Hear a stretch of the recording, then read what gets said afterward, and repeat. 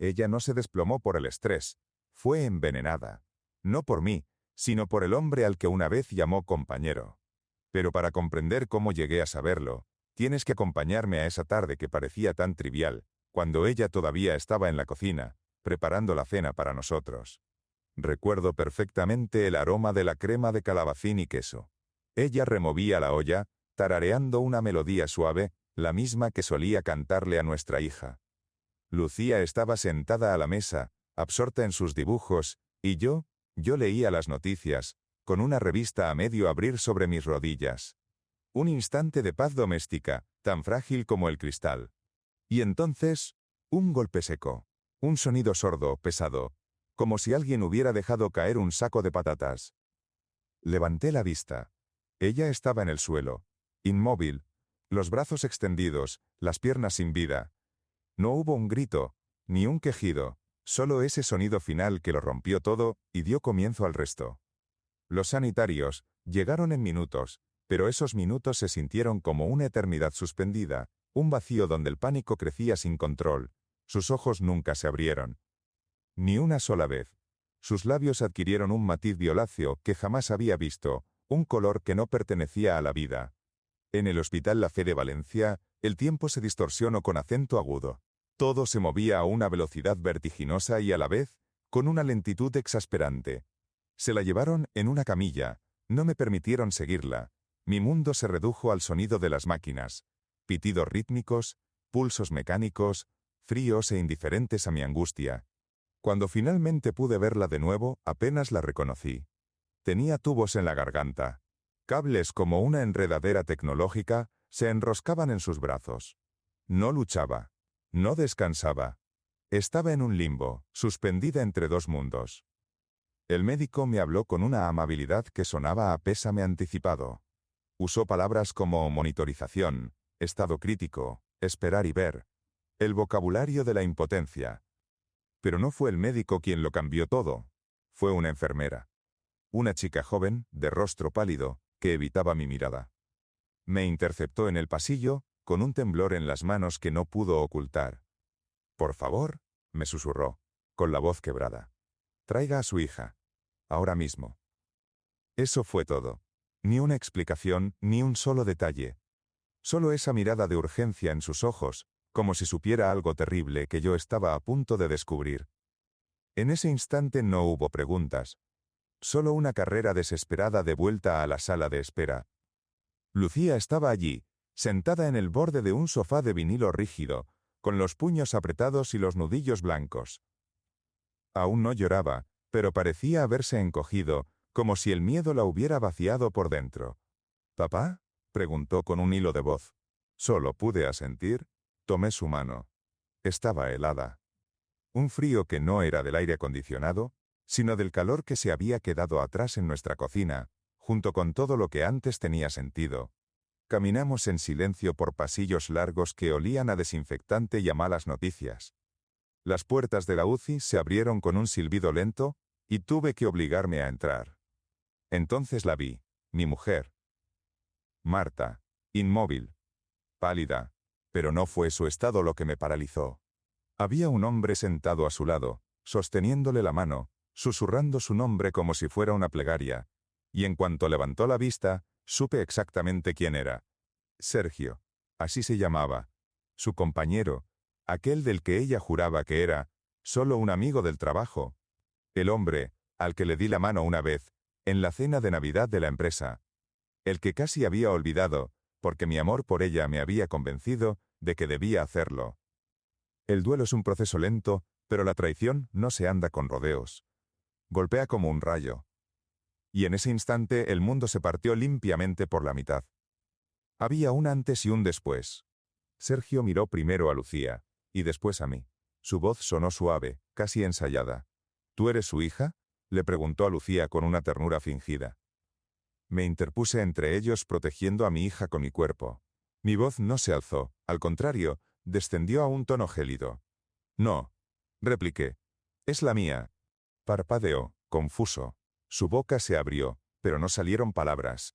El guión que había preparado no incluía mi presencia. El silencio en la habitación se hizo denso, pesado. Hasta las máquinas parecieron contener su aliento. Lucía apretó mi mano con más fuerza. Podía sentir su confusión, una corriente de estática bajo su piel. Pero no dijo nada. Se limitó a mirar al hombre que sostenía la mano de su madre como si le perteneciera. No monté una escena. No delante de Lucía. No en aquella habitación que se había convertido en el escenario de una revelación devastadora. Las enfermeras entraron, ajustaron un gotero, dijeron cosas que no llegué a oír. Todo se volvió borroso, sus voces y su rostro se distorsionaron como si estuviera bajo el agua. Pero recuerdo el tirón suave de Lucía en mi manga. ¿Mamá se va a poner bien? Su voz se quebró justo al final. La miré. Le mentí. Asentí. Porque en ese momento no podía darle nada más que una mentira piadosa. Por dentro, sin embargo, algo se había derrumbado. Sin ruido, sin drama. Un pliegue silencioso. Como los cimientos de una casa que ceden tras un terremoto. Nada visible por fuera. Pero por dentro, ya nada era seguro. 15 años. Desayunos, cuentos antes de dormir. Susurros en la oscuridad. Sus dedos trazando el contorno de mi mandíbula, diciéndome que nunca me mentiría. Y sin embargo, ahora recordaba los detalles que había ignorado. Miradas que se desviaban demasiado rápido. Reuniones de trabajo que se alargaban hasta la madrugada. Risas que se cortaban en seco cuando yo entraba en la habitación. Pequeñas cosas. Pequeñas señales que mi amor me había obligado a interpretar como inofensivas. Esa noche no dormí. Lucía se acurrucó a mi lado en el sofá de la sala de familiares del hospital. Dormía profundamente, sin el peso de las preguntas. Pero yo no podía dejar de pensar en la nota. Hacía unas semanas, encontré un papel doblado en la mochila de Lucía. Estaba escrito a mano. Íntimo. Asterisco, no dejo de pensar en lo de anoche. Eres mi sol. Siempre asterisco. Se la enseñé a Marta. Ella se rió. Dijo que seguramente era de la mochila de otro niño. Un error. Lo descartó con esa sonrisa despreocupada que tenía. Y yo quise creerla con todas mis fuerzas, así que lo hice. Pero Sol, esa era mi palabra para ella. Nuestra palabra. Ahora era de él. Y ella estaba inconsciente en una cama de hospital, y yo me daba cuenta de que no sabía quién era la mujer con la que había compartido mi vida. El hospital nos dio el alta a la mañana siguiente. Marta seguía en coma, las máquinas respiraban por ella. No había nada que hacer, salvo esperar. Pero yo no me limité a esperar. En casa, cada rincón se sentía diferente, como si las paredes supieran la verdad antes que yo. En el garaje, mi refugio, mis ojos se posaron en la caja de herramientas que me había regalado. Tenía una placa grabada, para mi amor eterno, Marta. Acaricié el metal frío. Eterno, la palabra ahora sonaba hueca, una burla. Esa noche dejé de ser la víctima y me convertí en el cazador. No le dije a nadie lo que estaba sintiendo. Dentro de mí, un interruptor había cambiado. No era venganza, era instinto de supervivencia. Algo estaba terriblemente mal, y yo iba a descubrir qué era. Instalé un software de monitorización en su teléfono. Sincronicé sus cuentas en la nube con las mías. Ya no era sospecha. Era estrategia. Al principio, solo silencio digital. Luego, la presa se rompió. Mensajes. Fotos. Registros de llamadas nocturnas. Correos electrónicos eliminados que la nube había guardado. No iba a clases de yoga. No se quedaba hasta tarde en la oficina. Habitación 307. Hotel Jardín del Turia. Una. Y otra vez. Lo que más me impactó no fue la traición en sí, sino su metódica regularidad. No sabía qué haría con la verdad. Pero iba a recopilar hasta la última pieza.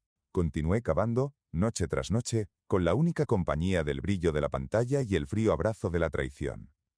Al principio, supuse que su plan era simplemente dejarme para empezar una nueva vida con él. Dolía, pero era una traición humana y comprensible. Pero entonces, llegó el informe toxicológico completo. Marta no había colapsado por estrés o por un problema médico desconocido. Lo que tenía en su organismo no debía estar ahí.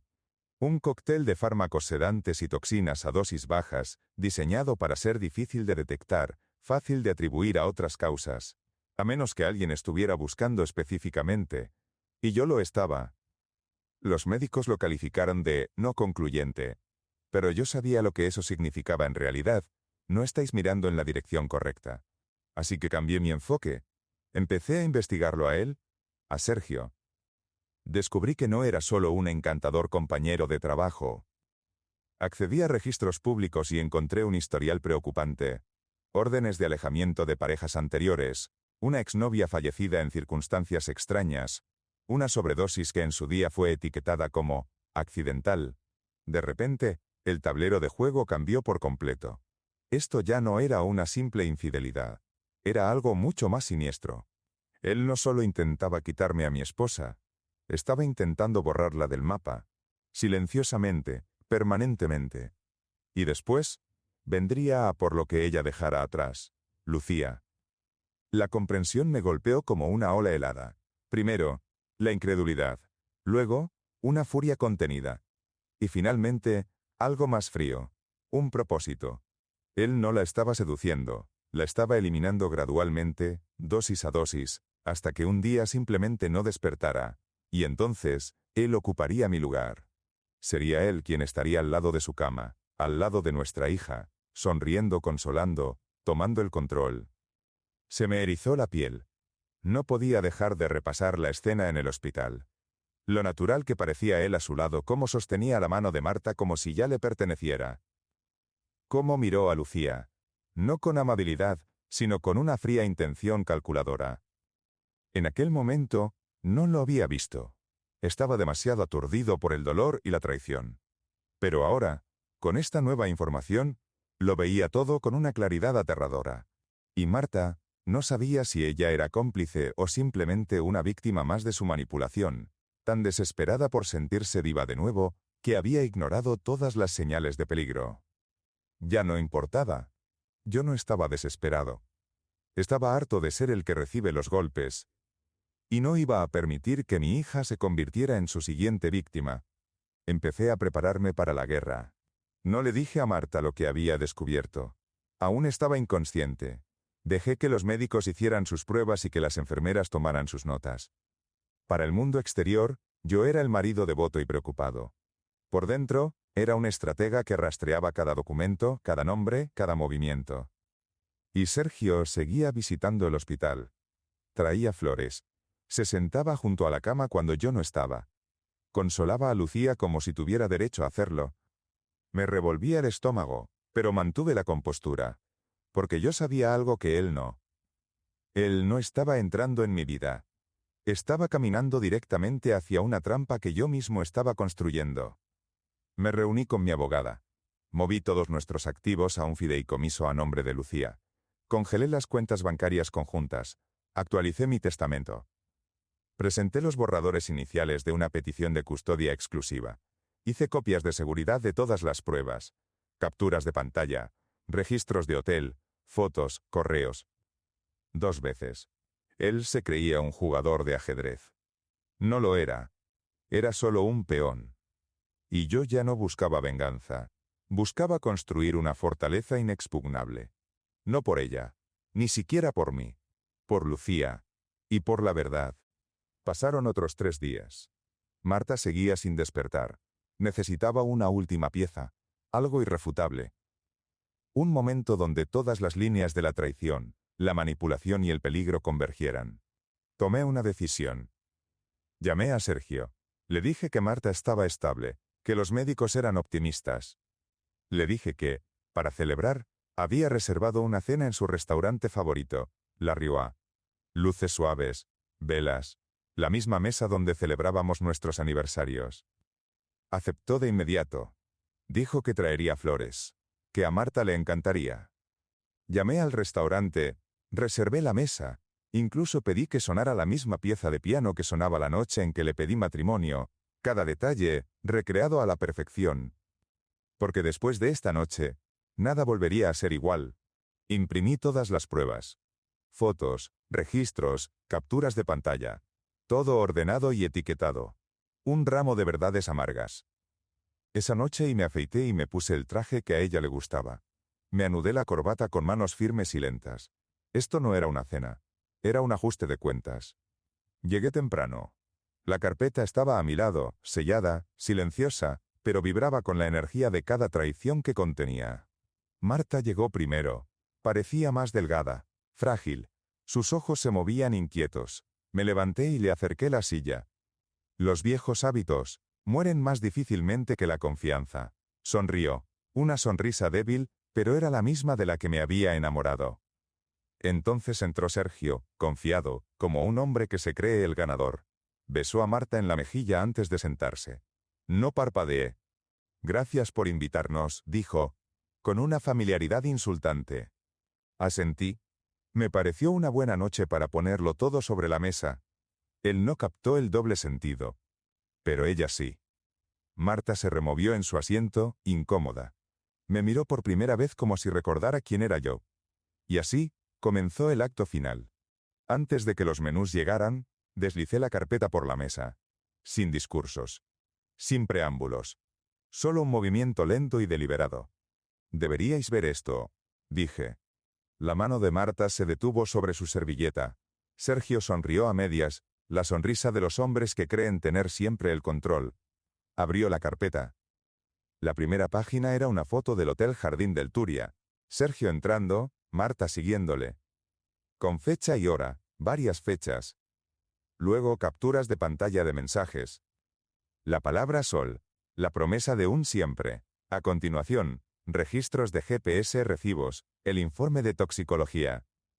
Y finalmente, la petición de custodia, la congelación de activos, la orden de alejamiento. Sergio dejó de pasar las páginas. Su mano temblaba ligeramente. Marta palideció, más que en el hospital, porque ahora estaba conectada a las consecuencias. Me incliné hacia adelante. Tú intentaste reemplazarme, le dije a ella. Me giré hacia él. Y tú intentaste borrarla. Sergio se quedó sin palabras. No estaba acostumbrado a perder el control. Marta no lo negó. Se limitó a mirar las fotos como si fueran fragmentos de una vida que nunca esperó que saliera a la luz. Finalmente, Sergio habló. No es lo que parece. Dejé escapar un suspiro de pura finalidad. He oído esa frase antes. Saqué la última página. Una carta firmada por la jefa de enfermeras del hospital, verificando los rastros tóxicos y confirmando que habían informado a las autoridades. Dejaste huellas, dije, y patrones. Órdenes de alejamiento, mujeres muertas. La cabeza de Marta se giró bruscamente hacia él. «Lo sabías», susurró. Él no pudo responder. El camarero regresó para tomar nota. Nadie habló. Nadie pidió nada. Sergio se levantó de golpe, volcó su copa y salió del restaurante. Rápido, con la cabeza gacha. Como un animal que huye del fuego. Marta no lo siguió. Marta se quedó allí, con la cabeza gacha, los hombros sacudidos por sollozos silenciosos. Sus lágrimas empapaban la servilleta de tela que agarraba como si fuera un salvavidas. Durante un largo rato no dijimos nada. El murmullo del restaurante se desvaneció a nuestro alrededor. Finalmente, me miró.